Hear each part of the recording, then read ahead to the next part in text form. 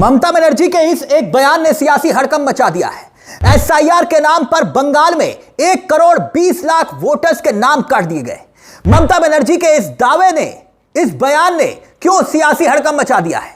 जो CM fighter की तरह लड़ती हैं, फाइटर की तरह, उन्होंने क्यों हाथ जोड़ लिए कि ऐसा मत कीजिए, लोकतंत्र को खत्म मत कीजिए। यह बयान आपको हम सुनाएंगे, लेकिन उससे पहले यह खबर, हेडलाइंस आपके सामने देखिए। इस खबर को अंत तक जरूर देखिएगा ताकि आप समझ जाएंगे कि बंगाल में हो क्या रहा है। सबसे पहले यह हेडलाइंस देखिए। एसआईआर के नाम पर काटे गए बंगाल के 1 करोड़ 20 लाख वोटर्स, ममता बनर्जी का भवानीपुर में बड़ा दावा। यानी पश्चिम बंगाल में अंतिम मतदाता सूची यानी फाइनल वोटिंग लिस्ट 28 फरवरी को प्रकाशित होनी है, यानी चंद ही घंटों के बाद। मगर उससे पहले ममता बनर्जी के इस दावे ने सियासी सवाल से ज्यादा लोकतंत्र में मतदान के अधिकार को लेकर शक पैदा कर दिया है, क्योंकि ममता बनर्जी ने दावा किया है कि तार्किक विसंगतियों के आधार पर कम से कम 80 लाख नाम हटाए गए होंगे, जबकि 58 लाख नाम पहले से ही हटाए जा चुके थे। अभी यह बयान सुनिएगा। और वो कह रहे हैं कि अगर 20 लाख मृत यानी कि मरे हुए मतदाताओं को हटा दे तो 28 फरवरी तक हटाए गए नामों की कुल संख्या 1 करोड़ 20 लाख होगी। मुझे लगता है कि सबसे पहले आपको यह बयान सुन लेना चाहिए ममता बनर्जी का, फिर उसके बाद ममता बनर्जी के दावे में दम क्यों दिखाई दे रहा है उस पर भी हम आएंगे। लेकिन पहले सुनिए ममता बनर्जी क्या कुछ कह रही हैं। আমি প্রার্থনা করব এখানে দাঁড়িয়ে, অহিংসা যে কথাটা গান্ধীজি বলেছিলেন, সত্যের জয় হোক, সেইখানে দাঁড়িয়ে বলছি আজকে এসআইআর চলছে, অনেকের ভোটাধিকার বাদ গেছে। আমি দুঃখিত। প্রথমে 58 লক্ষ 58 lakhs निकाल दिया, उसको बाद छुपा छुपा के, जो पहले रूल्स ही नहीं था लॉजिस्टिक डिस्क्रिपेंसी नाम पे, 50 लाख नहीं वो 80 लाख होगा। अगर 20 लाख हम मतने की बीच पकड़े तो 1 कोटी 20 लाख लोगों का नाम बाद चल जाएगा।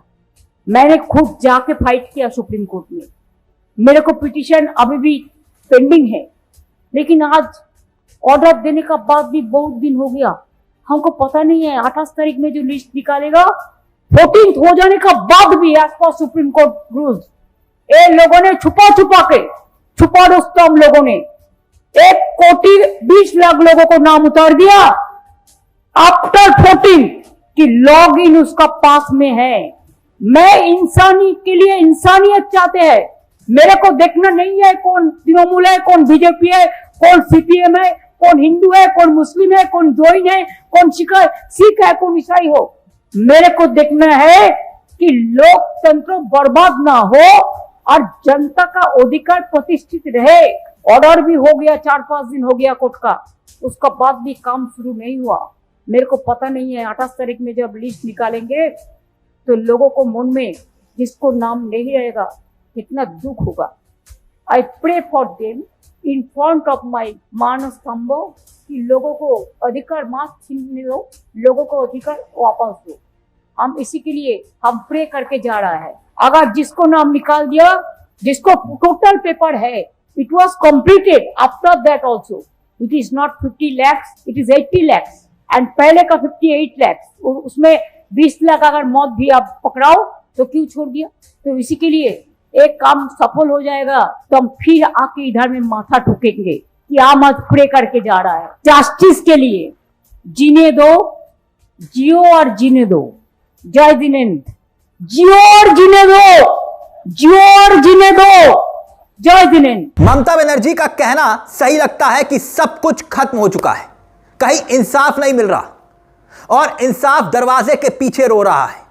अब आप उन तस्वीरों को याद करिए, 4 फरवरी की शायद ये तस्वीरें है ना, जब ममता बनर्जी कोर्ट में खड़ी थी, सुप्रीम कोर्ट में अपने वकीलों के साथ आगे की पंक्ति में खड़ी ममता बनर्जी और सुप्रीम कोर्ट के chief justice Suryakant, justice Bagchi और जस्टिस विपुल पंचोली सामने। देखिए तब बेंच में सुनवाई में क्या हुआ था, याद कीजिए। ममता बनर्जी ने अपनी बात को रखते हुए यही कहा था ना, तब कोर्ट के सामने, कोर्ट को यही बताया था ना कि किस तरह से स्पेलिंग और टाइटल बदलने के आधार पर नोटिस दिए जा रहे हैं, नाम काटे जा रहे हैं। इस पर हैरान होते हुए चीफ जस्टिस ने यह कहा था कि ऐसा नहीं हो सकता। कोर्ट के सामने उन्होंने अपनी बात रखी थी। ममता बनर्जी अपनी बात को रखते हुए, याद करिए, 2 फरवरी और 3 फरवरी को चुनाव आयोग और दिल्ली की मीडिया के सामने भी अपनी बात को रख चुकी थी, उन लोगों के साथ साथ जिन्हें वो एसआईआर का विक्टिम बता रही थी। यही बताया था ना ममता बनर्जी ने कि भाई देखिए ये जिंदा लोग, और जिंदा सबूत पेश किए थे कि इनके नाम काट दिए गए और ये जिंदा है। 58 लाख वोटर्स के नाम काटे गए हैं, इन्हें अपने बचाव का मौका नहीं दिया गया। ममता बनर्जी एक बार फिर से यह बात कर रही है। लॉजिस्टिक डिस्पेंसरीज के नाम पर नोटिस दिए गए और उनके नाम काटे जाने का खतरा है, यह बात एक बार फिर से ममता बनर्जी दोहरा रही हैं। खैर, यह सच है कि एसआईआर के मुद्दे पर ममता बनर्जी हर स्तर पर लड़ती हुई दिखाई दे रही हैं। और 2 फरवरी को हमने कहा ना आपसे कि 2 फरवरी चुनाव आयोग के दफ्तर में ममता बनर्जी पहुंच गई थी डायरेक्ट, और 3 फरवरी को दिल्ली की मीडिया के सामने उन्होंने अपनी बात को रखी थी। 4 फरवरी को सुप्रीम कोर्ट में सुनवाई के दौरान ममता बनर्जी अपनी बात कहने पहुंची थी, और यह पहली बार हो रहा था देश के इतिहास में। एसआईआर मुद्दा नहीं है, मुद्दा नहीं है, मुद्दा नहीं है, यह रटने वाली देश की होनहार मीडिया यह बात भूल गई थी कि एसआईआर के सवाल कितने गंभीर हैं। एसआईआर को लेकर ममता बनर्जी ने जो सवाल उठाए वो कितने गंभीर हैं।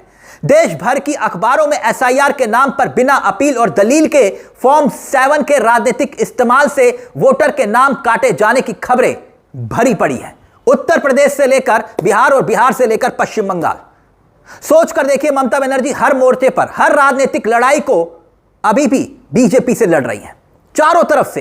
एक तरफ ईडी है, बीजेपी का षड्यंत्र आरोप, जांच एजेंसियों का डर ममता बनर्जी को नहीं दिखाई देता। चट्टान की तरह आज भी अमित शाह और मोदी के सामने ममता बनर्जी खड़ी हैं, लेकिन वही ममता बनर्जी जो फाइटर की तरह दिखाई देती हैं, हाथ जोड़कर लोकतंत्र को बचाने की अपील अपने बयान में कर रही हैं। याद करिए, चुनाव आयोग ने एक मुख्यमंत्री को कितना बेबस कर दिया कि 6 पत्र ममता बनर्जी ने लिखे, लेकिन उसका जवाब तक चुनाव आयोग मिस्टर ज्ञानेश कुमार की तरफ से नहीं आया। ममता बनर्जी प्रेस कॉन्फ्रेंस करती हैं, आयोग की तरफ से 6 पत्रों के बारे में आधिकारिक जवाब नहीं आने का जिक्र करती हैं, और अब वो कह रही हैं कि लोकतंत्र बचाइए। एआई के इस्तेमाल के जरिए नाम काटे गए, मगर देश की होनहार मीडिया ने ममता बनर्जी के बयानों पर कोई तवज्जो नहीं दी। घुसपैठियों के नाम पर माहौल बनाया गया, मगर एसआईआर में कितने घुसपैठिए मिले बिहार में यह नहीं बताया गया, ना ही बंगाल में यह बताया गया, नहीं ना। तो सवाल यह कि क्या बात ममता बनर्जी ने जो सुप्रीम कोर्ट में कही थी, क्या वो सच निकलती हुई दिखाई दे रही है कि चुनाव से ठीक पहले बंगाल को टारगेट किया जा रहा है। 4 राज्यों में चुनाव होने हैं, 24 साल के बाद 3 महीने में करने की क्या जरूरत, इतनी जल्दबाजी क्यों?